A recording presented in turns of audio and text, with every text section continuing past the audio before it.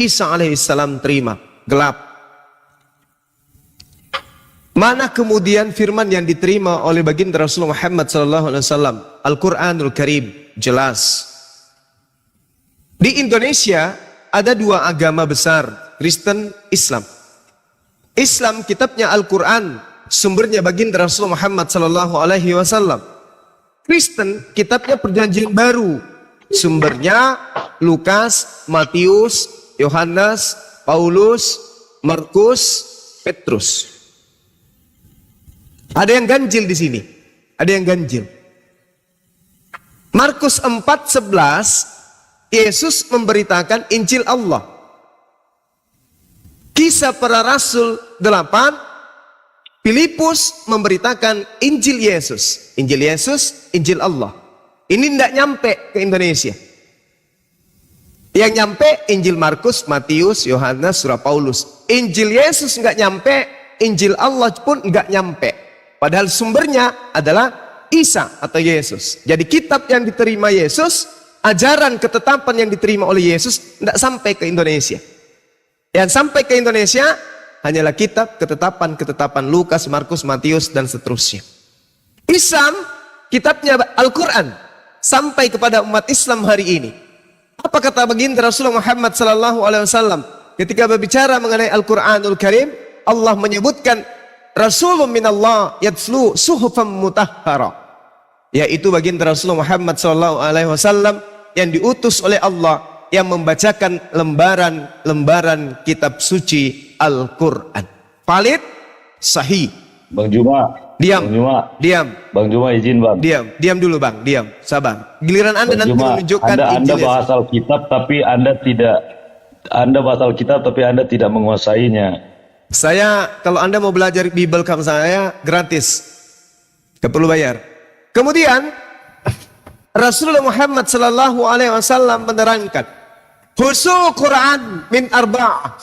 Satu, Abdullah bin Mas'ud, Salim, Mu'az bin Jabal dan Ubayn bin Ka'af. Al-Quran menurut baginda Rasulullah Muhammad SAW, terimalah kitab suci Quran itu dari sahabatku. Sebut nama beliau. Wa isa qara'na fattabi'u Qur'an. Apabila kami telah menyelesaikan membacanya, maka ikutilah bacaan itu. Valid, sahih. Ini kitab suci umat Islam. Kalau kita mengukur ini, sabar. Kalau kita mengukur daripada kitabnya orang Kristen, Lukas, Markus, Matius, Petrus, Kisah Para Rasul, Roma, Kiliki, Filipi, Pepaya, namakan semua. Tidak ada yang sampai ke Yesus. Yesus tidak pernah memberikan legitimasi. Diam dulu. Saya rasa Anda tidak perlu membahas Alkitab. Iya, diam dulu. Jangan malu. Diam dulu. Jangan malu. Ini kita berbicara mengenai dua lintas agama sesuai dengan pertanyaan yang tadi dari penanya. Lukas, Markus, Matius itu tidak pernah disebut oleh Yesus. Surah-surah Paulus, Roma, Filipi, Kiliki, Efesus, Pepaya, Nanremaneng itu nggak ada disebutkan oleh Yesus. Berarti kitab-kitab ini ilegal. Ilegal. Baginda Rasulullah Muhammad SAW mengatakan apa? Khairukum man ta'allamal Qur'an, man ta'allamal Qur'an, man ta'allamal Qur'an wa 'allamahu. Yang paling mulia di sisi kalian wahai umatku adalah yang mempelajari Al-Quran lalu mengajarkan kepada orang lain Al-Quran itu. Sahih, valid. Nah sekarang pertanyaan yang kedua dari saudara yang bertanya tadi.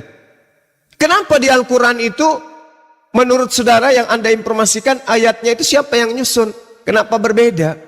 Bung, Al-Quran itu tidak mengutamakan dari jumlah perbedaan hitungan ayat.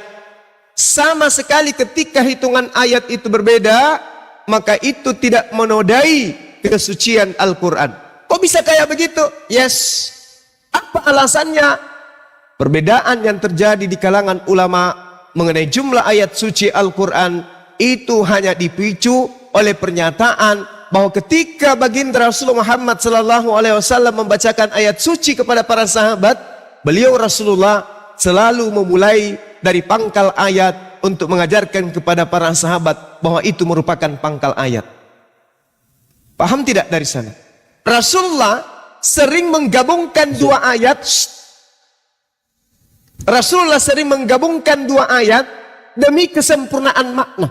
Sehingga sahabat yang ada menghitung itu adalah satu ayat. Sedangkan yang lainnya ada yang menghitungnya dua ayat. Sama seperti Al-Quran hari ini. Ada yang tebal, ada yang tipis. Anda periksa yang tebal dan Anda periksa yang tipis. Ada enggak ayat yang dikurangin? Ada enggak ayat yang ditambah? Oh, yang tebal ada penambahan ayat. Yang tipis ada pengurangan ayat. Ada enggak? Enggak ada. Tipisnya ayat, tipisnya Al-Quran dikarenakan ada penggabungan beberapa ayat yang seharusnya pada lembaran yang pertama pindah ke lembaran kedua, atau lembaran kedua dikecilkan di lembaran pertama. Begitu juga yang tebal, ayat yang ada di halaman pertama pindah ke halaman berikutnya. Itu hanya penyusunan, tidak ada masalah. Kalau dikatakan Al-Ikhlas itu misalnya, atau Al-Fatihah itu misalnya ada 3 ayat, tetapi di Al-Quran lain Al-Fatihah berubah menjadi 10 ayat. Apakah itu menodai ayat suci Al-Quran? Kagak. Selama ayat-ayatnya, apa itu ayat? Ketetapan-ketetapan yang ada di dalamnya tidak bertambah dan tidak berkurang. Kalau cuma dikatakan nomor 1, nomor 2, nomor 3, nggak apa-apa. Tetapi kemudian data-data di dalamnya, perkataan, kalimat, pesan yang ada di dalamnya itu tidak berkurang dan tidak bertambah.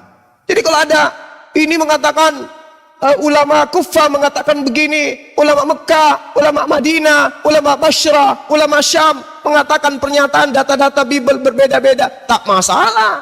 Yang penting ayatnya jangan ditambah, ayatnya jangan dikurangin.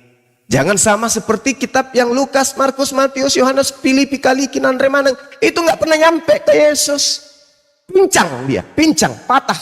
Ibaratkan ada tembok yang memisahkan antara kitabnya orang Kristen dan mulutnya Yesus. Karena mulutnya Yesus tidak pernah berbicara tentang kitab-kitab yang Kristen imani hari ini. Demikian saya pamit untuk sementara. Terima kasih. Salam tauhid, salam satu Tuhan. Assalamualaikum warahmatullahi wabarakatuh. Waalaikumsalam. Salam satu Tuhan. Oke, saya sekarang ya. Boleh ya? Boleh gedein saya enggak, bro? Tes. Gimana nih? Cek. Ya, terima kasih Bang Suma.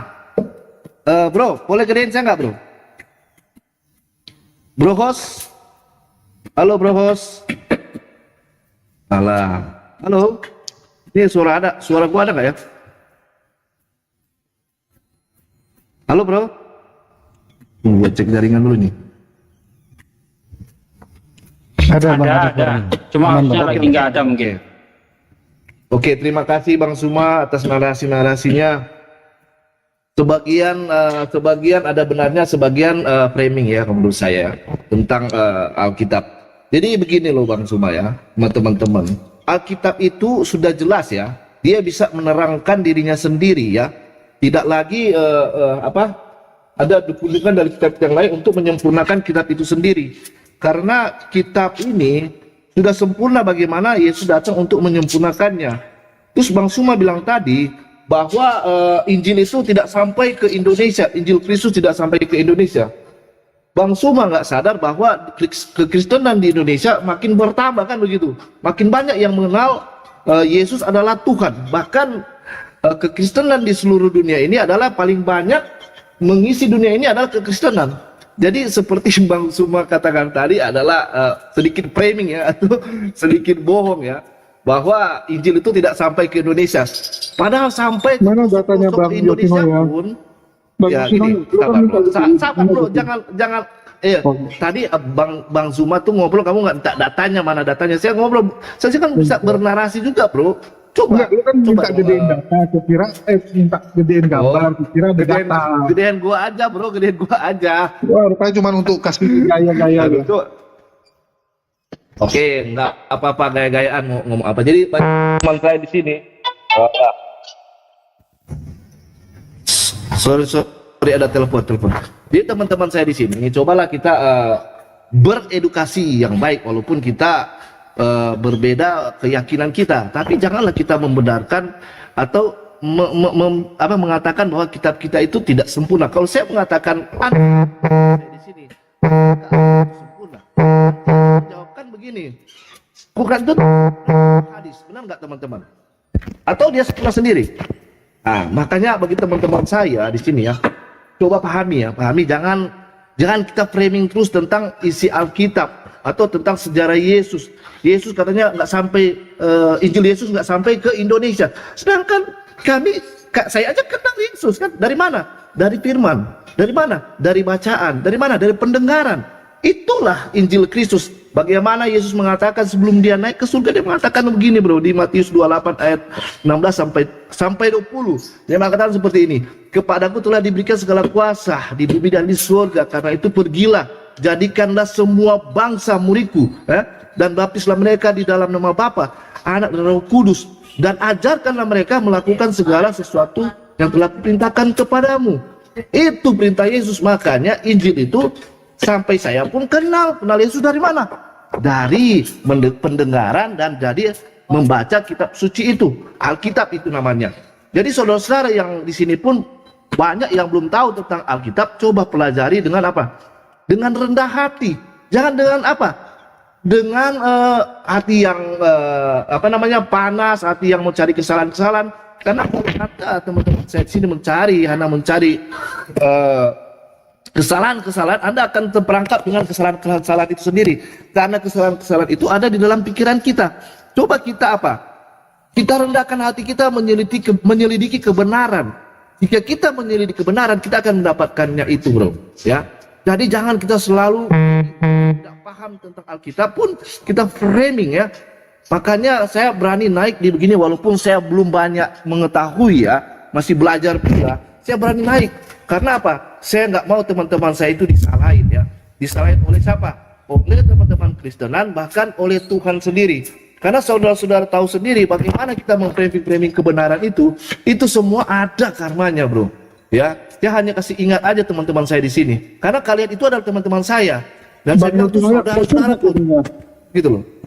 Bukan saya juga, bro. Saya hanya menyampaikan hal kebenaran, bro. Hal kasih yang saya sampaikan kepada teman-teman sini. Kita kebenaran itu nggak boleh pakai perasaan. Saya menghargai keimanan saudara-saudara saya, dan dulu kan saya bilang saya tetap menghargai pendapat tapi kita kasih itu data, juga. Betul, tapi yang dihadirkan sama itu kan data. Bang Juma sama timnya ini hanya bahas Alkitab, tapi mereka nggak paham soal kitab, gitu loh, Yoshinoya. Mereka nggak ngerti soal Alkitab, dan mereka menyampaikan itu semuanya keliru. Makanya Bang, jadi apa yang disampaikan Bang Juma itu suatu penyesatan ketika dia membahas soal Alkitab. Itu nggak benar yang dia sampaikan. Dia nggak ngerti firman Tuhan. Dia nggak ke Israel, dia nggak ke Turki, dia nggak tahu Antioquia. Kita udah ke Antioquia. Dia nggak ngerti soal kebenaran ini, Bang Juma ini nggak tahu firman, nggak tahu Alkitab. Tapi bahas Alkitab dia. Anda seorang pendeta ke Israel, ke Turki, tapi giliran ditanya satu data di dalam Bible, saudara, Anda mencret tepung kayak tadi malam. Apa artinya? Ayo. Anda mengeluarkan saya, Pak. Anda mengeluarkan saya. Banyak ayat-ayat bahasa Yunani yang kita baca dibilangnya Ibrani. Udahlah, Mikael, saudaraku, belajar lagi lah. Belajar ya, pesan saya belajar. Jadi Bang Juma, teman-teman ya. Saya baru pulang dari Antioquia bulan. Tunggu, ini bukan lagi lomba cepat pernah jalan-jalan, Bang. Silakan, Bang. Bentar. Jadi gini ya teman-teman, baik host dan juga yang lain-lain di sini ya. Cobalah sportif kita saling beri waktu lah, 3 menit lah. Boleh. Siapa? Antara Bang Michael. Saling bahas, kalau ada yang ditanya dijawab. Baru itu fair gitu. Boleh pakai timer aja Bang Michael ya. Iya. Boleh teman-teman sini lanjutkan ya, mau pakai timer silakan. Tapi sebelumnya saya mau turun. Saya hanya pingin pamit aja sama teman-teman sini juga. Oke, makasih Bang Yoshinoya. Ditunggu kiriman Yoshinoyanya. Teman saya. Iya, ditunggu Yoshinoyanya. Dari dulu nggak dikirim-kirim. Sambung lagi. Ya udah Bang Juma, oke. Mohon maaf. Nanti lanjut lagi Bang. Sehat selalu Bang. Singgung ya bro, karena saya selalu kita belajar.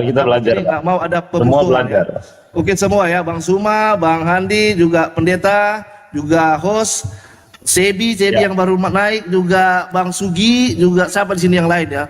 Kores, oke semua ya, saya turun dulu ya semua ya. Oke, shalom. Oke.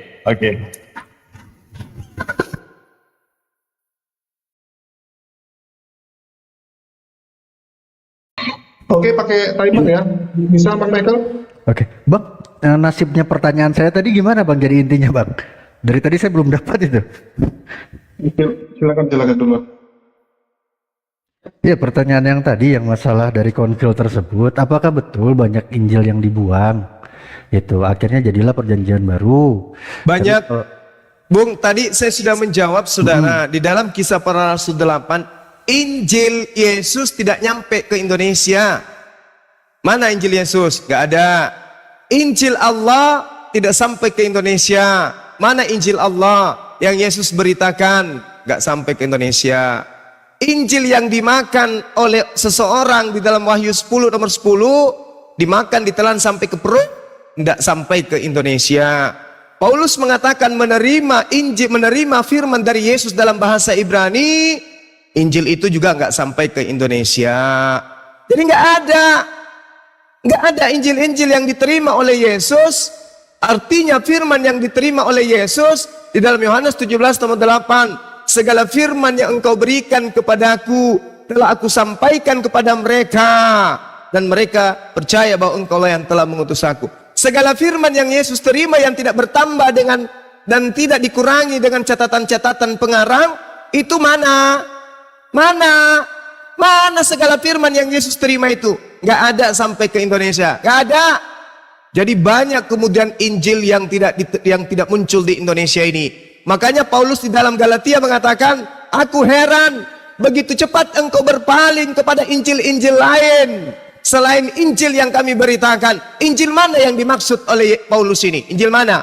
Injil yang tidak lolos pada saat seleksi Bible. Makanya ada istilah kanonik. Biar saya jawab, Pak. 4 Injil yang Kristen pakai hari ini adalah Injil-Injil yang diloloskan pada saat konsili. Makanya dikatakan kitab kanon. Kenapa dikatakan kitab kanon? Karena pada saat pengkanonan kitab, ada beberapa kitab yang menceritakan Yesus kawin, yang menceritakan Yesus itu bertuhan, yang menceritakan tentang datangnya baginda Rasulullah Muhammad SAW. Itu disebut Injil Apokripa, Injil yang disembunyikan sampai hari ini. Yang mereka pakai hanyalah Injil yang berkesesuaian dengan imannya orang Roma, Yunani. Yang lain ditolak. Injil Yesus ditolak, Injil Filipus ditolak, Injil Allah ditolak, Injil Thomas ditolak, Barnabas ditolak, Maria ditolak. Semua yang berbau Romawi Yunani itulah yang dipakai. Maka saya minta kepada pendeta-pendeta yang menguasai ilmu kekristenan, hadapkan dengan saya biar saya berdiskusi agar jemaat tidak disesatkan. Begitu, demikian. Ayo Bang. Silakan, Ayo Bang. Michael. Ayo sekarang saya Bang ya. Silakan. Boleh saya sekarang? Silakan. Baik. Kalau Injil dari Yesus tidak sampai ke Indonesia, saya ini bukan orang Turki Bang. Saya orang Indonesia asli Bang. Opa saya Jawa Bang. Saya Jawa Manado ini. Kenapa saya bisa percaya tentang Injil? Yesus bilang, jadikanlah semua bangsa muridku, beritakanlah Injil. Makanya Injil itu tersebar luas di seluruh Indonesia. Jadi Injil itu ada sampai ke Indonesia. Abang tadi bilang bahwa tidak sampai. Nah lalu yang disampaikan oleh Rasul Paulus Injil lain, ini adalah satu penggabungan antara hukum Taurat dan Injil. Injil kalau digabungkan dengan ajaran-ajaran lain bukan Injil lagi. Injil itu murni. Apa arti Injil? Injil adalah kabar baik. Injil adalah kekuatan dari Allah. oh ya. Jadi Injil ini adalah berita baik di mana Allah berinkarnasi menjadi manusia, menebus segala dosa manusia. Bahwa dosa manusia semuanya ditebus di dalam Yesus Kristus dalam kematiannya. Dan orang yang percaya kepada dia mendapat kehidupan yang kekal. Itu Injil. Jadi sangat keliru kalau Bang Juma bilang bahwa Injil tidak sampai ke Indonesia. Karena Matius, Markus, Lukas, Yohanes itu adalah kitab Injil. Siapa Matius? Adalah murid Yesus. Siapa Yohanes? Adalah murid Yesus. Murid yang paling dikasihi oleh Tuhan Yesus. Nah jadi sangat keliru kalau bilang Injil tidak sampai ke Indonesia. Itu sanggahan saya. Terima kasih. Oke, Anda harus pahami dulu, saudaraku pendeta Mikhail. Paulus di dalam kitabnya menerangkan Kisah Para Rasul 26:14 yang dicatat oleh asistennya Lukas. Paulus mengaku, aku mendengarkan suara dengan menggunakan bahasa Ibrani. Tunjukkan firman-firman yang Paulus terima dalam bahasa Ibrani itu. Tunjuk mana firman yang Paulus terima dalam bahasa Ibrani itu. Tunjukkan ke saya. Di dalam pengakuan Markus, ketika Yohanes ditangkap, Yesus datang ke Galilea. Yesus mengajarkan Injil Allah. Tolong tunjukkan Injil Allah yang dimaksud. Yang ada di Indonesia, Injil Lukas, Injil Markus, Injil Matius, Injil Yohanes, surah-surah Paulus, surah-surah Petrus. Yang saya minta Injil Allahnya mana?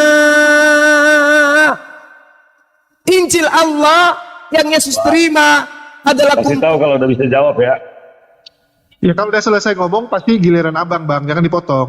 Injil Allah yang Yesus katakan, yang Yesus beritakan adalah kumpulan firman-firman Allah yang diceritakan Yesus di dalam Yohanes 17:8. Semua firman yang engkau sampaikan kepadaku telah aku sampaikan kepada mereka. Mana semua firman itu di mana Yesus mengatakan, aku tidak berkata-kata dari diriku sendiri.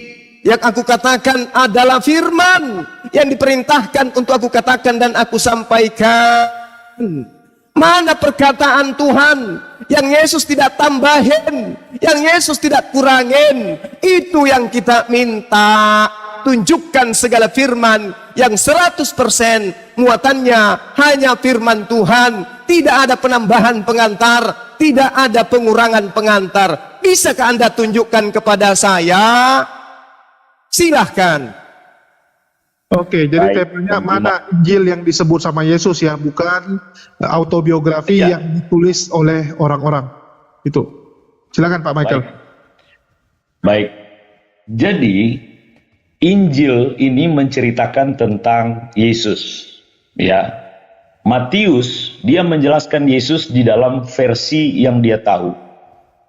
Lukas menceritakan Yesus di dalam versi yang dia tahu. Makanya kalau kita baca Matius, Markus, Lukas itu seperti ada kesamaan. Tapi mereka sedang menjelaskan siapa tentang Yesus. Bahwa Tuhan Yesus itu ketika dia datang, dia mengajar. Nah, apa yang diajarkan itu, itulah Injil. Dan itu ditulis oleh murid-muridnya. Yang menulis Injil Matius adalah Matius. Yang menulis Injil Markus adalah Markus. Yang menulis Injil Lukas adalah Lukas. Dan Injil Yohanes adalah Yohanes. Jadi ini adalah Injil, apa yang dikisahkan, apa yang diajarkan oleh Yesus Kristus. Jadi mau dibuktikan mana sementara sudah ada kitab sucinya. Sudah ada yang kita baca, sudah ada yang kita beritakan. Dan saya sudah melihat keasliannya. Saya sudah pergi, sudah belajar sampai ke Israel. 2 kali saya ke sana, Bang. Saya belajar pergi ke Antioquia yang sekarang adalah kota Hatay, Antakya yang kena gempa bumi awal tahun kemarin. Jadi kalau bicara naskah aslinya itu ada dalam bahasa Yunani. Nah, lalu diterjemahkanlah kepada bahasa Indonesia. Karena manusia, bahasa itu, awal mula bahasa kalau abang baca itu, ada di dalam Kejadian pasal 11. Ketika manusia jatuh di dalam dosa, dan keturunan Nuh, Sem, Ham, dan Yafet, mereka bersatu, satu bahasa, satu logat. Mereka mau melawan Allah, mau melawan Tuhan. Mereka mendirikan menara sampai ke langit. Untuk apa? Melawan Tuhan. Nah, Allah mengacau balaukan bahasa. Muncullah di sana bahasa Batak, bahasa Manado, bahasa Jawa, dan bahasa begitu banyak. Nah, di dalam kisah dalam Alkitab, terjemahan bicara perjanjian lama dalam bahasa Ibrani, perjanjian baru dalam bahasa Yunani. Namun kalau berbicara bahasa, ini bisa ditranslate, bisa diterjemahkan.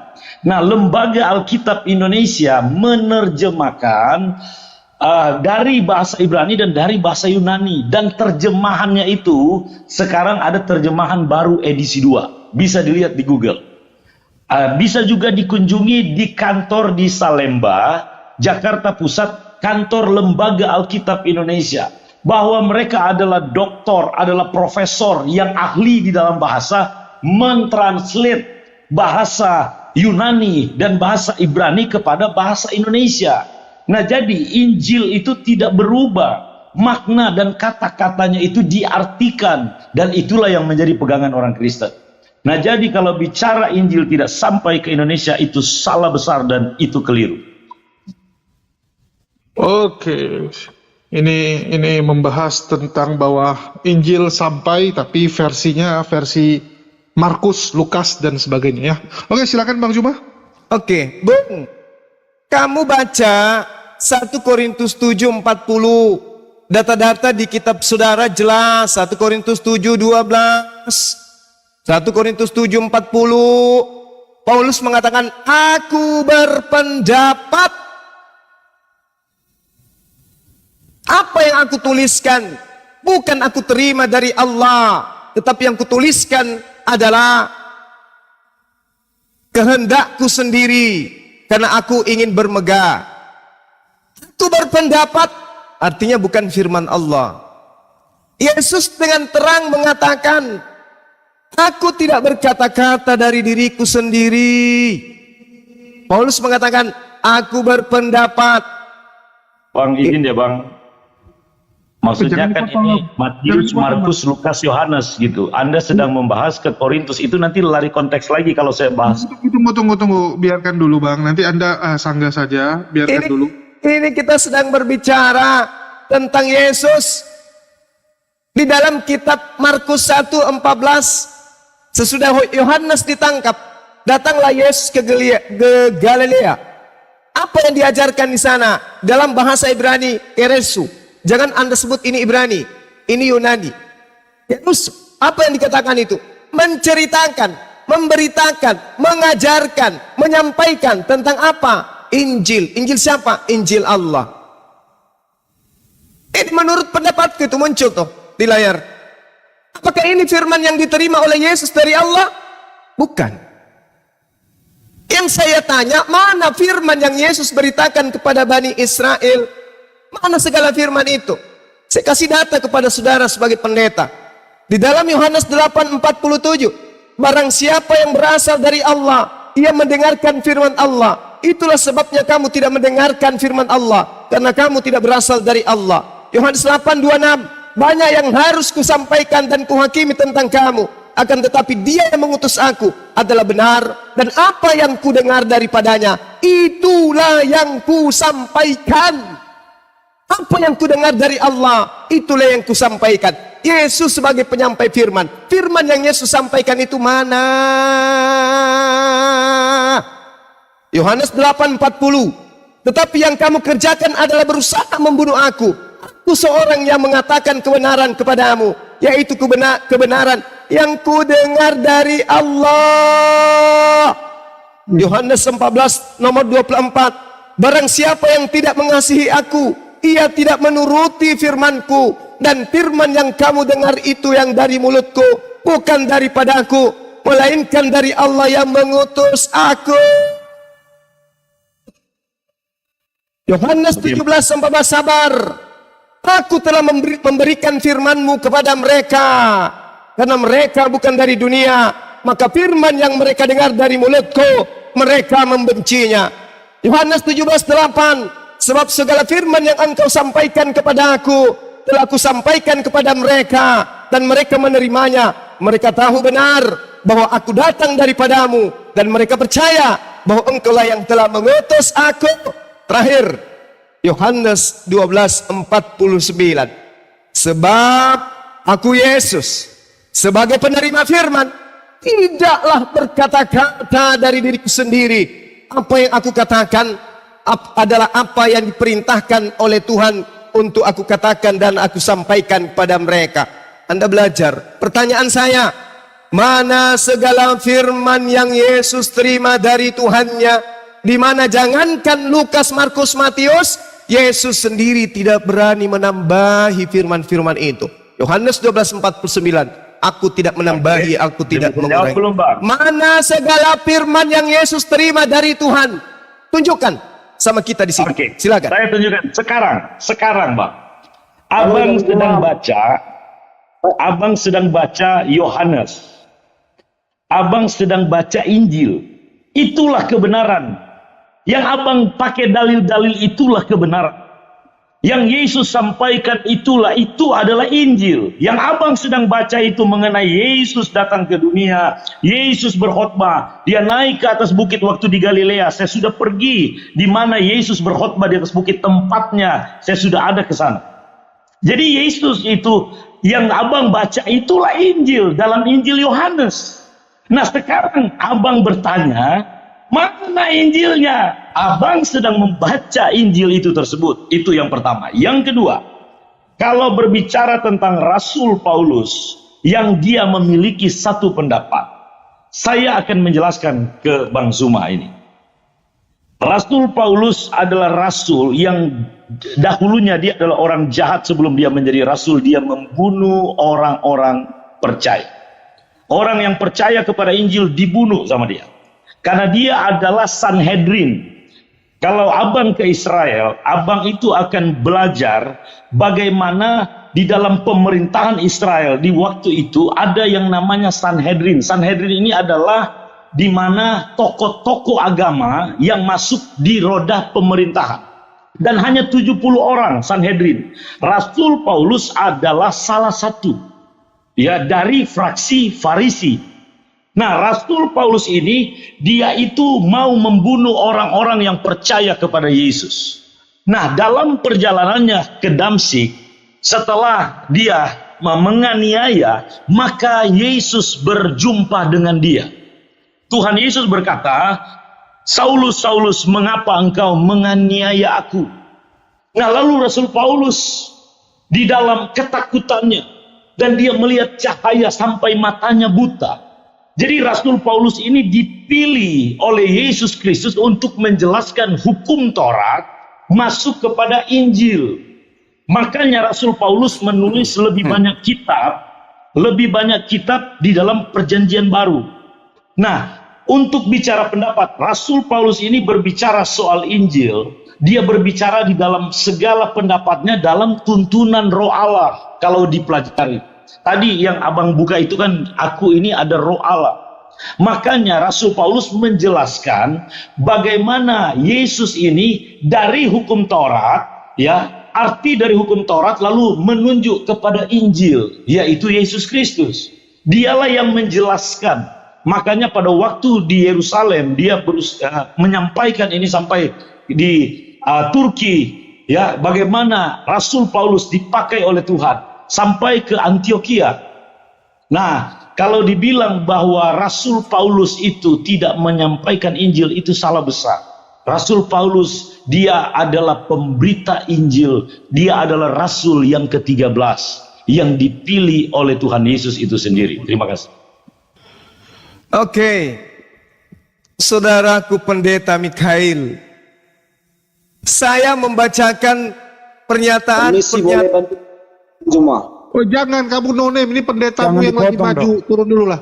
Pernyataan dari kitab Anda, kitab yang tidak diketahui siapa penulisnya. Belakangan baru muncul nama Yohanes di sana, tetapi Yohanes yang dimaksud bukanlah murid Yesus. Saya memberitakan dan membacakan ini sebagai informasi dari seorang wartawan yang menuliskan kejadian sesuai dengan uraian yang saya bacakan. Anda harus belajar, Yohanes ini bukan tulisan murid Yesus, anak Zebedeus. Bukan. Apa buktinya? Baca di dalam kitab Yohanes 21, nomor 24-25. Dialah murid yang memberikan kesaksian tentang semua ini, dan yang telah menuliskannya, dan kita tahu bahwa kesaksiannya itu benar. Masih banyak hal-hal lain yang ingin diperbuat oleh Yesus, yang telah diperbuat oleh Yesus. Tetapi jikalau semua itu harus dituliskan satu persatu, maka agaknya dunia ini tidak akan memuat semua kitab yang harus ditulis itu. Jadi jelas, Yohanes ini bukan penulis kitab Yohanes. Kitab Yohanes maksud saya, dituliskan orang yang tidak jelas yang menerima kesaksian dari seorang murid. Muridnya pun tidak diketahui siapa. Saya ulang. Yohanes 21 jelas mengatakan dialah murid. Andai saja kitab Yohanes dituliskan oleh Yohanes anak Zebedeus, murid Yesus, maka dia akan mengatakan, akulah murid yang memberi kesaksian tentang semuanya ini dan telah menuliskannya. Dan kita tahu bahwa kesaksianku itu betul. Tapi dikatakan dialah murid dan kesaksiannya murid itu benar. Jelas pengarang kitab Yohanes bukan Yohanes murid Yesus. Murid Yesus di dalam Kisah Para Rasul 4 nomor 13 diceritakan sebagai orang yang buta huruf dan kidiot. Oke, jadi tidak mungkin dia menulis kitab. Yang menulis kitab ini adalah wartawan yang tidak diketahui. Jadi menurut wartawan yang ada di kitab Yohanes, jelas sekali Yesus menceritakan segala firman yang engkau berikan kepada aku telah aku sampaikan kepada mereka. Yang sedang kita cari adalah segala firman yang diterima Yesus, bukan catatan-catatan wartawan yang tidak jelas yang karya tulisnya kemudian dilabeli Yohanes agar dianggap ini tulisan Yohanes. Tolong tunjukkan segala firman yang Yesus sampaikan itu. Mana segala firman yang Yesus terima? Karena di dalam Markus 1:11 diceritakan bahwa sabar.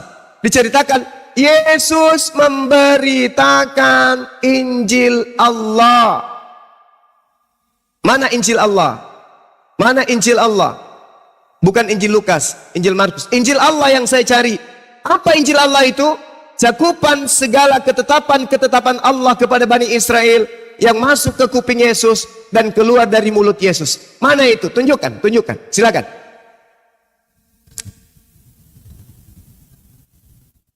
Baik, Bang Juma. Ini adalah satu fitnah kalau bilang Yohanes tidak menulis Injil Yohanes. Anda baca berbicara tentang Yesus. Dan bicara ditulis oleh wartawan ini adalah satu hal yang tidak ada bukti. Ini adalah satu fitnah. Ini Bang, aku punya Alkitab penuntun. Ini Bang ya.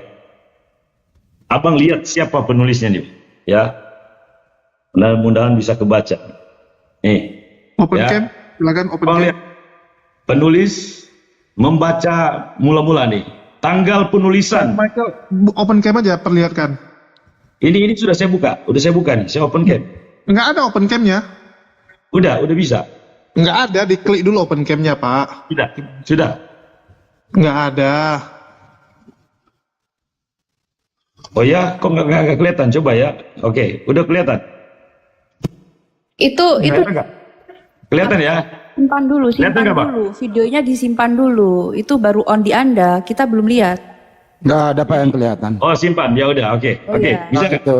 Oke, abang, bentar ya. Nah, udah tadi Pak muka Bapak depannya, Pak. Ya, oke, ini bang. Oke, ya, ini bisa dilihat bang. Penulis adalah Rasul Yohanes anak Zebedeus, saudara Yakobus yang disebut anak-anak guru. Di sini ditulis, lihat nih, ada pembaca mula-mula, ya, tanggal penulisan di tanggal 85 sampai 50 Masehi. Jadi 85 tahun sesudah Yesus mati. Latar belakangnya ada. Ditulis setelah Yerusalem dihancurkan pada tahun 70. Lalu ayat-ayat kuncinya ada. Jadi kalau dikatakan bahwa tidak ada atau ada yang mengarang ini adalah satu hal yang sangat-sangat fitnah atau satu hal yang tidak benar, begitu. Satu hal yang disampaikan oleh Bang Juma nggak ada data. Ini Bang, ini ya. Ini Alkitab penuntun. Oke? Studi Bible. Dan ini sejarah-sejarahnya semuanya ada. Semuanya ada. Jadi abang itu harus punya bukti kalau memang Injil Yohanes yang tulis adalah wartawan. Siapa wartawannya? Kalau Anda berkata tidak ada wartawannya, ini adalah satu fitnahan yang besar. Ya, Yohanes dia menulis ya Injil Yohanes lalu kitab Wahyu. Jadi yang Anda baca juga di dalam kitab Wahyu itu berbicara bahwa begitu banyak perbuatan-perbuatan Yesus. Kalau ditulis tidak ada satu kitab pun yang mampu, bahkan seisi dunia ini tidak mampu. Ya, jadi Bang Suma, saya harap Anda berbicara sesuai dengan sejarah dan buktikan. Jangan sampai Anda tidak punya dasar. Terima kasih. Oke, bukti sudah Anda buka. Pengarang kitab saudara menuliskan di tahun 85 Masehi.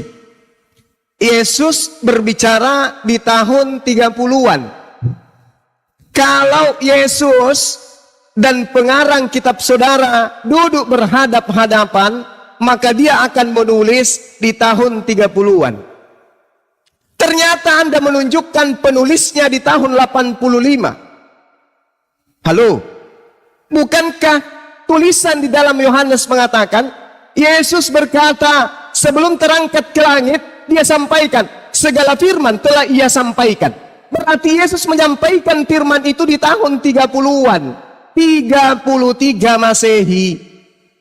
Lalu pengarang kitab saudara menuliskan di tahun 85 Masehi. Selisih 50 tahun.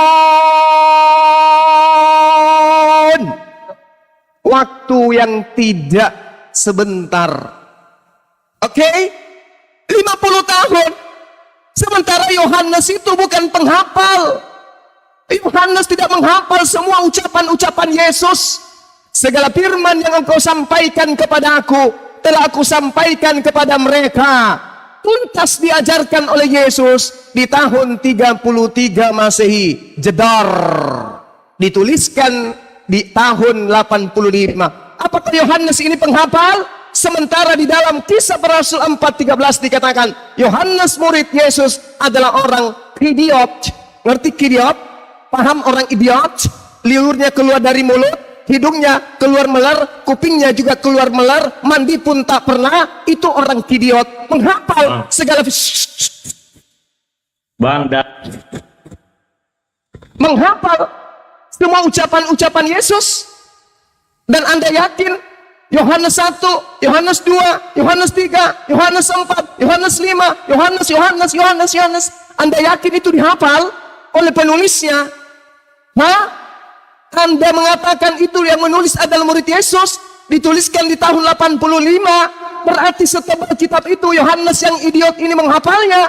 Na'udzubillah, ini pembodohan. Diam dulu, Pak Pendeta yang saya hormati. Diam dulu. Ini sedang kita kaji keotentikan kitab saudara. Yesus menarasikan, penulis menarasikan, Yesus menyampaikan, penulis menuliskan. Anda membuktikan, Anda open kamera, Anda mengatakan Bible Yohanes dituliskan tahun 85. Orang yang bernama Yohanes boleh saja. Markus juga disebut Yohanes, nama lainnya Markus. Nama lain daripada Markus, asisten Paulus juga Yohanes namanya. Kisah Para Rasul 12 nomor 12. Markus nama lainnya adalah Yohanes. Mana tahu yang Anda maksud Yohanes itu adalah Markus. Ayo, coba Anda lihat Yohanes 21 nomor 24 25. Dialah murid yang memberi kesaksian tentang semua ini. Artinya murid Yesus kalau panjang umur yang bernama Yohanes anak Zebedeus bertemu dengan pengarang kitab saudara di tahun 85. Makanya dia mengatakan, dialah murid yang memberikan kesaksian tentang semua ini, ya, dan yang telah menuliskannya, dan kita tahu bahwa kesaksiannya itu benar. Penulis Bible Yohanes mungkin bertemu dengan Yohanes anak Zebedeus di tahun 85. Tapi pertanyaannya, apakah mungkin Yohanes anak Zebedeus lolos dari pembunuhan, dari penjara? Sedangkan Markus 1 nomor 11 menceritakan dengan akurat bahwasanya Markus menceritakan Yohanes ditangkap. Markus 1:14. Yohanes yang ditangkap ini siapa? Kalau ini Yohanes Pembaptis, oke. Tapi Yohanes anak Zebedeus, bukankah dia niaya, ditangkap, dipenjarakan oleh Paulus? Lalu kapan dia ketemu dengan penulis Yohanes itu sendiri? Catatan terakhir buat saudara.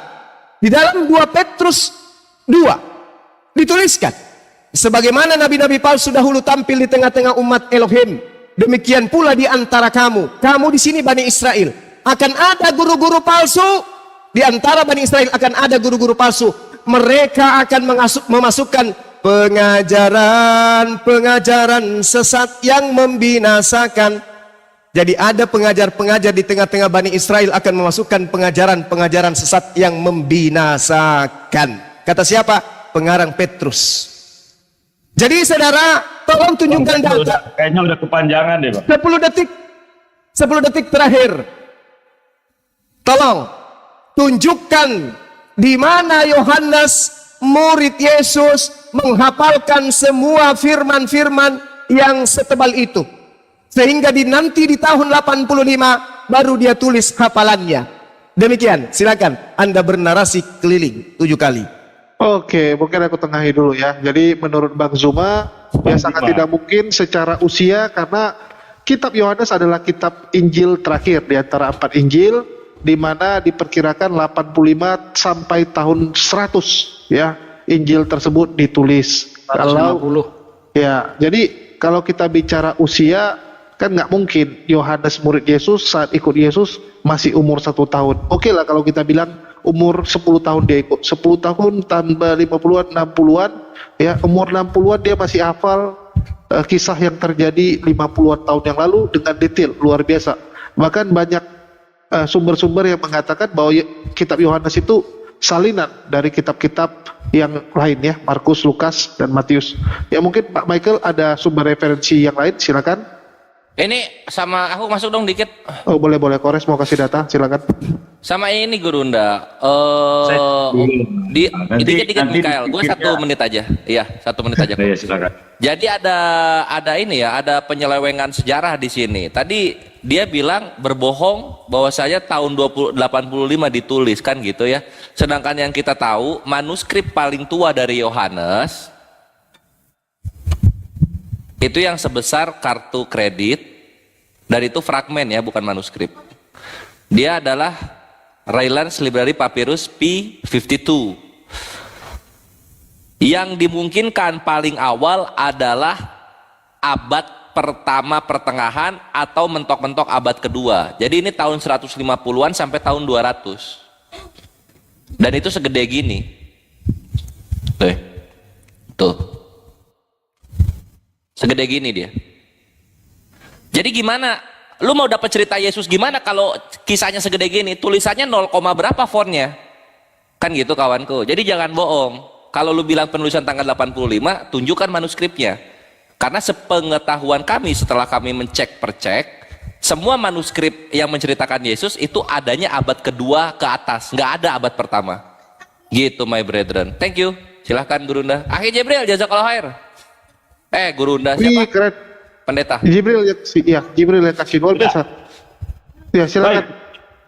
Jadi begini, dalam Alkitab menjelaskan bagaimana orang-orang yang berumur yang tetap mereka dalam kondisi kuat. Harus diingat bahwa rasul-rasul ini mereka dipenuhkan oleh Roh Kudus. Roh Kudus ini adalah satu kekuatan yang mengajar. Jadi kalau bicara soal ingatan, jadi Roh Kudus ini memampukan, ya kalau saya kasih contoh dalam perjanjian lama seperti Abraham di dalam usianya yang sudah 80 tapi dia kuat. Seperti Musa di dalam usianya yang sudah tua tapi dia masih kuat seperti orang muda. Yosua. Nah, jadi berbicara tentang murid-murid Yesus ini, mereka itu dipenuhkan oleh Roh Kudus. Roh Kudus inilah yang mengajarkan, Roh Kudus inilah yang mengingatkan mereka sehingga mereka mampu menulis. Bahkan sampai ketika Rasul Yohanes dibuang di Pulau Patmos, dia menulis kitab Wahyu yang begitu detail, yang begitu luar biasa. Dia mendapatkan satu penglihatan, satu pewahyuan yang luar biasa. Jadi mereka menulis ini, jangan Bang Suma berpikir dengan kekuatan manusia. Kalau dengan kekuatan manusia, mereka menulis ini tidak akan seakurat dan sedetail, dan kata-katanya tidak akan begitu teratur seperti yang Bang Zuma baca. Jadi mereka menulis atas tuntunan Roh Allah, dan itulah yang menjadi dasar bagi setiap orang-orang yang percaya kepada Tuhan Yesus. Jadi Roh yang membawa mereka, memberikan hikmat, memberikan ilham, lalu bagaimana mereka menulis dengan begitu akurat dan luar biasa. Sebab itu kita tidak meragukan kitab Injil, karena ditulis bahwa mereka itu dipenuhkan dengan Roh Allah. Nah, itu jawabannya Bang Juma. Ya. Silakan Iya, Bang Juma. Tunggu HP saya lobet. Iya. Oke, sabar ya, Res, itu sabar ya. disiapkan ya, Res. Ya, lanjut. Oke. Iya Baik. Pak, ya, aku kelihatan yang ini. Suara saya masih kedengaran? Bagus, bagus. Mantap. Oke. Bung, narasi yang Anda bangun akhirnya adalah narasi keputusasaan. Apa itu?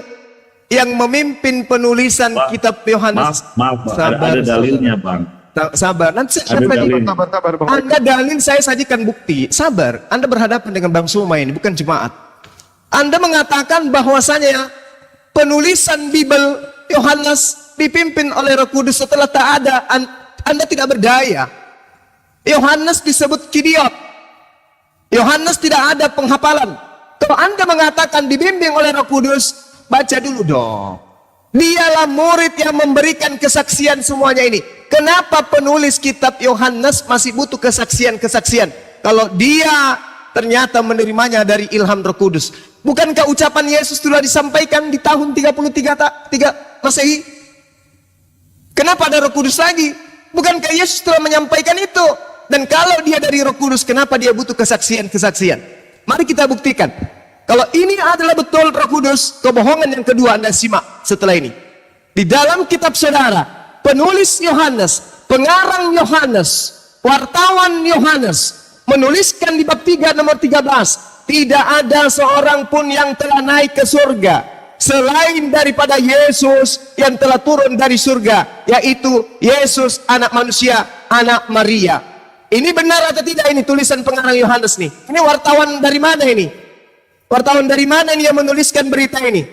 Tidak ada seorang pun yang telah naik ke surga selain daripada Yesus yang telah turun dari surga, yaitu Yesus Kristus anak manusia Maria. Bullshit, dusta yang telah dilakukan oleh pengarang-pengarang Yohanes ini. Ini wartawan lepas yang tidak jelas. Kenapa? Di dalam 2 Raja-Raja 2 nomor 11, sedang mereka berjalan terus sambil berkata-kata, tiba-tiba datanglah kereta api dengan kuda berapi memisahkan keduanya. Lalu naiklah Elia ke surga dalam angin badai. Pendusta, pembohong.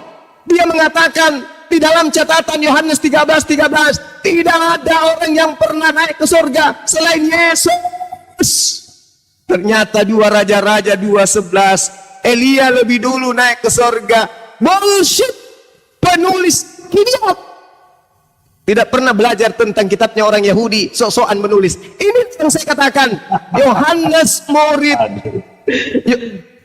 Kayaknya udah kepanjangan deh Bang. Aku tuh jawabnya singkat-singkat Bang. Abang itu menjawabnya jelaskan seolah-olah Abang tahu, tapi keliru semua ya Abang. Oke, baik. Saya katakan kepada Anda bahwa murid Yesus yang Anda sebut Yohanes Zebedeus bukanlah pengarang kitab Yohanes. Di mana Yohanes menulis dia idiot? Lukas menuliskan. Abang menjelaskan, tapi abang nggak mengerti soal firman. Bang Michael. Dengerin dulu datanya, Bang. Silakan. Dengerin dulu datanya. Kasih data dulu biar dia gini. Bang Michael kan dia cuma patokan LAI. Tunggu, Pak Michael. Pendeta Michael kan patokannya LAI karena dia percaya LAI itu pintar. Coba dikasih bukti bahwa memang dikatakan bahwa Yohanes itu kidiot. Mana ayatnya dia idiot? Oke, silakan Kores. Kisah para Rasul 4 ayat 13 dalam bahasa Yunani, idiotai. Iya, Bang bahasa Andi Yunani, tunggu ya, bahasa belum keluar ininya, apa namanya, belum dapat aku kayak tunggu ya. Iya, Pak Michael. Kisah para Rasul. Iya. Ini kita sedang bahas Yohanes ini. Makanya Bang jangan berasumsi. Di dalam Lalu kisah para jangan hanya Rasul berbicara dengan mengarang, nggak bisa. Nggak bisa. Idiot. Dikatakan Ada sama temannya dasarnya. sendiri, temannya sendiri yang seperjuangan mengatakan bahwa Yohanes idiot, Pak. Anda kalau Mana baca ayatnya? LAI, oke, itu yang enak. Mana ayatnya? Buktikan kan Mana gitu. ayatnya? Siap. Kores, kerja. Jadi jangan kita bicara dan Anda menjelaskan sementara Anda tidak mengerti. Iya, sabar Pak Michael, tenang. Kalau ini kan enak. Itu Bang Juma. Ya, Jangan Anda sedang bernarasi dengan sabar Pak Michael. Pak Michael kan Saya dari semalam saya katakan jangan ajarin saya tentang Bible.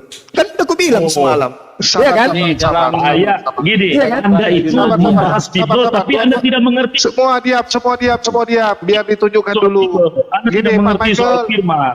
Iya, kalau kita patokan LAI, ini bukan levelnya lagi. Kami jangan hanya patokan LAI kalau mau kita. Mana ayatnya Nanti gitu? kita Mana dikibulin. dalilnya? Iya, sabar, Kores. Iya Oi, udah kerja. ini loh, kisah para apostolos 4:13. Ya, Pak Michael. Ini kita sedang Anda bahas mau Yohanes, kasih- kisah para rasul itu konteksnya berbeda, Bang. Jangan lari ke konteks yang berbeda. Iya, Pak. Mana disebut Yohanes? Iya itu di situ Coba disebut. baca. Sini. Jadi Gurunda itu nggak pernah bohong. Gurunda tuh nggak pernah bohong. Iya, Wah. jadi temannya sendiri, Pak. Ini seperjuangan, Pak. Sama-sama Ini sama loh. dia. Ketika sidang itu melihat keberanian siapa Pak Pendeta? Petrus dan Yohanes. Tuh. Dan mengetahui bahwa keduanya orang biasa yang tidak terpelajar. Heranlah mereka dan mereka mengenal keduanya sebagai pengikut Yesus. Nah, di sini Petrus dan Yohanes orang biasa Mereka yang tidak terpelajar. Diam dulu, tapi Bang. mereka Stop dulu, Bang. ditemukan oleh Roh Kudus. Diam Sebab dulu, itu Bang. mereka Jangan menyampaikan tambah dengan dulu. Stop dulu. baca. Dengar Iya. dulu. Dengerin dulu, Bang. Ini LAI. Posisinya Oke, LAI kita baca. Iya, LAI menutupi suatu bahasa Yunani gitu. Di sini tuh ada Oke. pembohongan terjemahan di sini tuh. Ada pembohongan terjemahan menurut ya yang kita dapat datanya. Silakan Kores. Nah, sekarang kita lihat bahasa Yunaninya. Pak Pendeta kan tahu ya, bahasa Yunani itu adalah bahasanya Perjanjian Baru. Kita buka Perjanjian nih. baru bahasa aslinya Yunani. Iya, nah ini biblehub.com ya. Saya ngerti Kisah para Yunani. apostolos Oke, itu silakan, saya akan jawab. ya, kisah para apostolos itu kan bahasa Inggrisnya Acts. Jangan terguncang, Pak. Verse 13 ya. Kita baca sama-sama. Terentes deten Petro paresian kai iano. Nah, ini ya. Petro itu bentuk genitif dari Petrus, iano itu bentuk genitif dari John. Nah, ini iano. Kai kata labemenoi oti antropoi, di sini agramatoi, tidak terpelajar. Yang tadi kita lihat tidak terpelajar. Eisin kai tada idiot gitu. Ordinary, Pak. Nah, Alkitab itu ya, Anda Ya. membahas, Anda tidak Selamat mengerti. datang di Sekarang kebenaran. saya tunjukkan video lagi ya. Nah, tunggu sekarang silakan kita lihat dulu skala. Sekarang kita lihat dulu skala. Jangan dulu, Pak, skala itu dulu. kecerdasan IQ Sebentar, manusia. sebentar. Kalau 140 ke atas jenius. Ya, nanti Idiot nanti gimana? Di menyimpang. sini. Tuh. Oke, sekarang saya bahas soal ini. Baik. Nah, sip. Pak ini bahas itu loh, Pak. Original tesnya, Pak Michael. Jangan pindah Oke, topik. sekarang Itu sekarang saya bahas. Iya, oke, saya akan bahas soal itu. Baik. ya udah kisah 3:14, Pak, dibuka. Oke, kisah pasal yang keempat itu kan yang Kisah tadi yang dibacakan. 3:14. Ya, kisah pasal 3, lihat di sini Petrus menyembuhkan orang lumpuh, baru kisah pasal 14, khotbah Petrus di Serambi Salomo. Lalu Petrus dan Yohanes di hadapan mahkamah agama. Mereka yang mengatakan mereka idiot, orang-orang yang mendengar mereka yang tidak menerima kebenaran. Seperti Bang Suma berkata dia idiot, tapi yang dilakukan oleh Yohanes, ya bisa dilihat itu di dalam ayat yang ke-8, mereka itu penuh dengan Roh Kudus. Ini ayat 8 nih. Roh Kudus. Ya. Jadi ketika mereka menyampaikan itu disertai dengan mujizat-mujizat. Kalau mereka orang bodoh, tapi di situ lihat, di situ begitu banyak mujizat yang mereka lakukan. Sebab orang yang disembuhkan oleh mujizat itu sudah lebih dari 40 tahun umurnya. Jadi pada waktu itu orang-orang banyak terkesima dengan pengajaran mereka. Coba lihat dalam ayat 19. Tetapi Petrus dan Yohanes ya menjawab mereka, silakan kamu putuskan sendiri manakah yang benar di hadapan Allah, taat kepada kamu atau taat kepada Allah.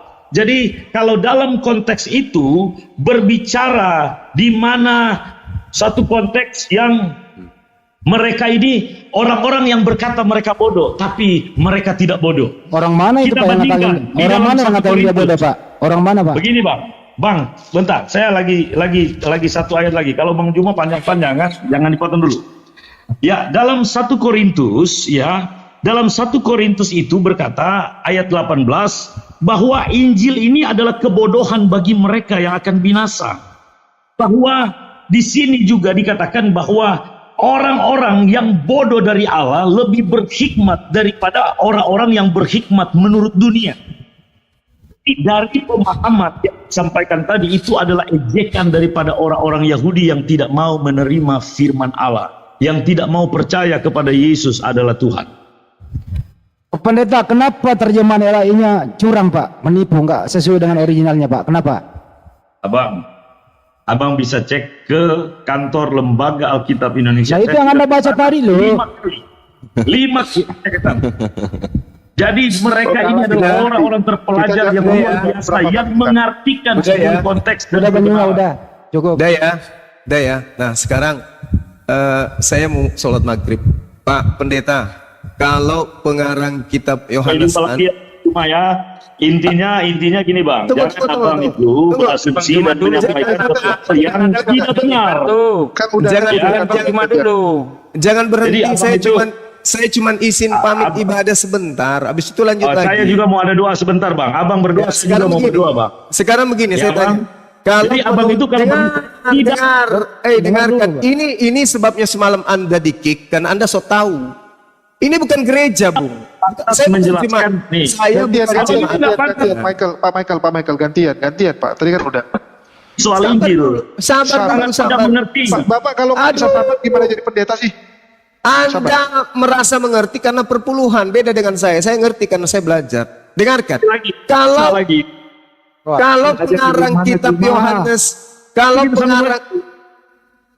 pengarang kitab Yohanes ini tidak idiot, kenapa dia mengatakan Ini bentar lagi Kuki. Sekali lagi Pak Michael Kuki ya Pak. Bang Juma, udah Santai, oke Pak, ya. santai. Doa aja dulu. dengarkan saya, saudara Doa Mikael, dengarkan saya. Astagfirullah. Kalau pengarang kitab saudara ini tidak idiot, kenapa dia mengatakan tidak ada orang yang pernah naik ke surga selain Yesus? Kenapa dia mengatakan tidak ada seorang pun yang telah naik ke surga selain Yesus? Kenapa dia mengatakan begitu? Kenapa? Ya, padahal ada Elia. Elia kan udah naik. Ada Elia. Nah, sekarang saya jawab, Abang. Abang bertanya, saya jawab. Iya. Oke? Iya. Oke. Iya. Nah, di dalam ayat itu, ya di dalam Injil Yohanes, Yesus sedang menjelaskan bahwa dia turun dari sorga.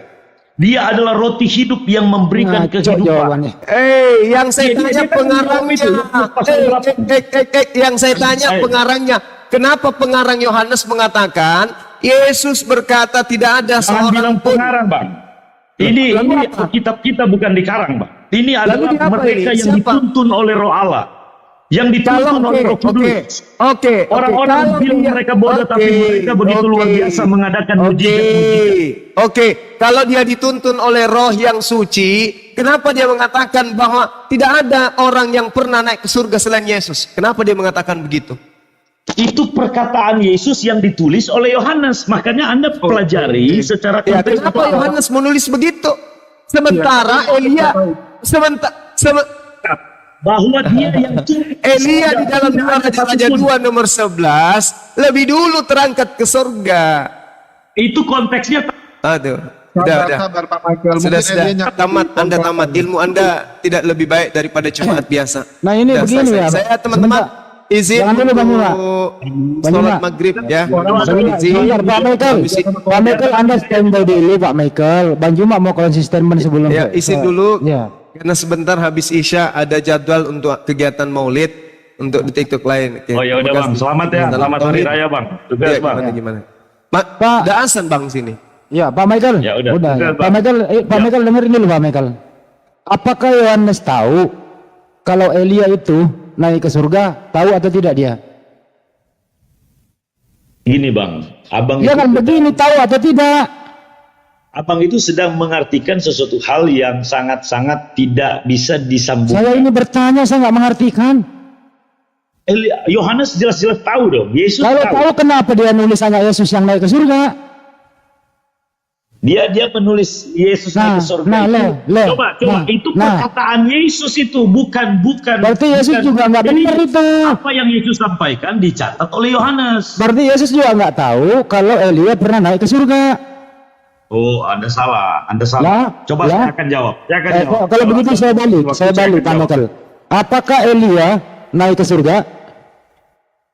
Naik ke surga, betul. Oke. Betul. Terus Yohanes berkata hanya Yesus naik ke surga. Yang mana yang benar? Ini Kena kan lu? gini, Kena. Yohanes ini bicara turun dari Kena. surga, bukan naik ke surga. Kena dia, kena. Kalau Elia konteksnya dia terangkat ke surga. Udah. Ini dalam konteks dia Kena turun dia dari banyak. surga. Iya. Kena dia Udah, banyak. udah. Dia turun lalu Ya naik. udah. Kalau konteks dari Elia beda, Bang. Beda. Ya udah. Ya, cukup. Oke. Karang aja terus. Ya udah ya teman-teman, saya pamit maghrib dulu. Habis Isya saya ada undangan untuk acara Maulid. Jadi Dinda siapa? Julius, nanti kalau misalnya saya turun itu berarti saya sudah mulai acara di sebelah ya, Dek. Silakan nasihat Lagi, Bang. Ya. Saudara Pendeta Semoga Mikael. kita semua dapat hidayah, Pesan Pak. saya Ya. kepada saudara, ayo belajar lagi, belajar. Jangan malas belajar. Ya, Ya. Abang juga Saya belajar pamit. yang benar, Bang. Jangan mengarang, Bang. Gurunya di mana, gurunya? Asyhadu an la ilaha Jangan illa mengarang ya, anta Bang. astaghfiruka wa Oke, atubu cukup. ilaik. Salam tauhid, salam Oke, Tuhan Yesus memberkati, Bang. Assalamualaikum warahmatullahi wabarakatuh. Wah, Michael, Di Saturon. Komal Saya juga mau doa, Bang. Saturon.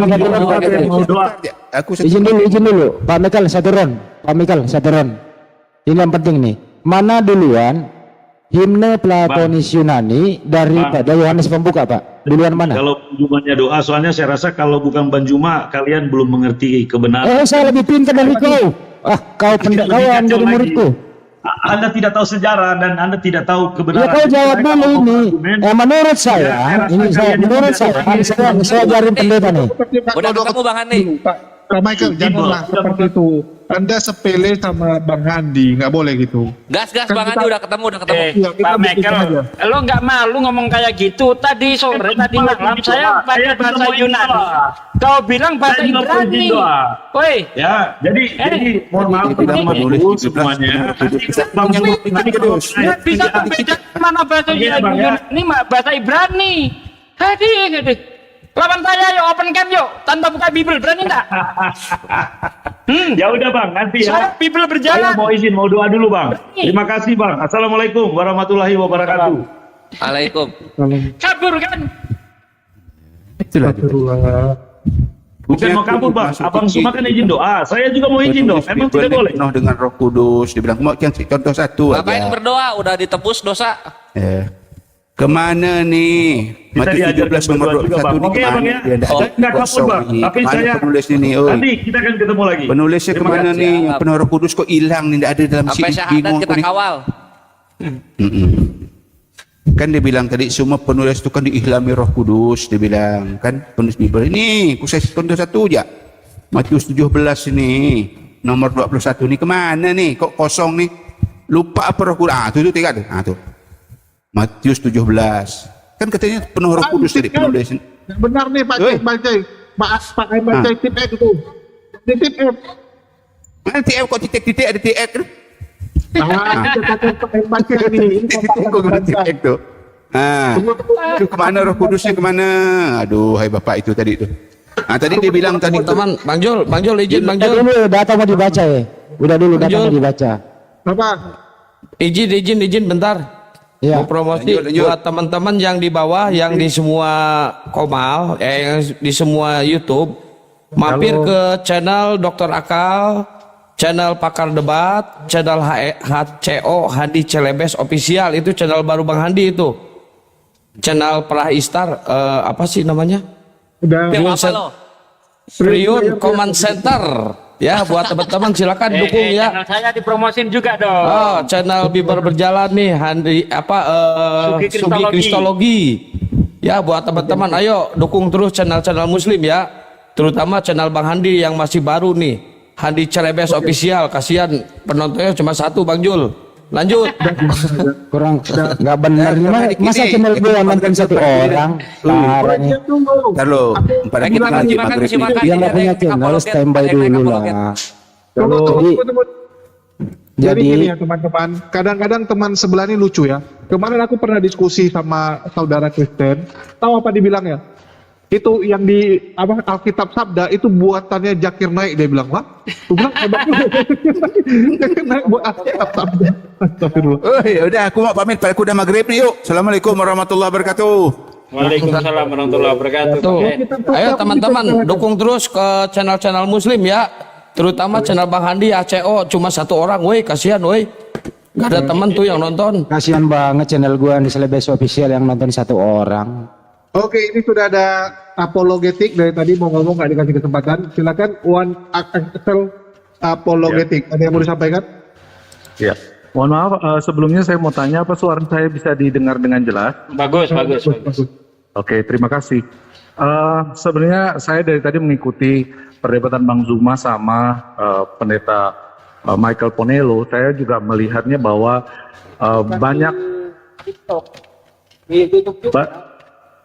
banyak sekali kalau menurut saya kesalahan-kesalahan yang disampaikan oleh Bang Zuma. Yang ini saya tutup ya. Iya, apa tuh? Ya, termasuk dia bilang. Ya, ikhwah. Seperti biasa ya, mohon izin untuk reset. Mengingat durasi sudah 4 jam lebih nggak kerasa ya. Saking kita ngedengerin diskusinya dengan serius ya. Gak sadar durasinya sudah cukup panjang. Jadi saya mohon izin dulu untuk reset live, ikhwan.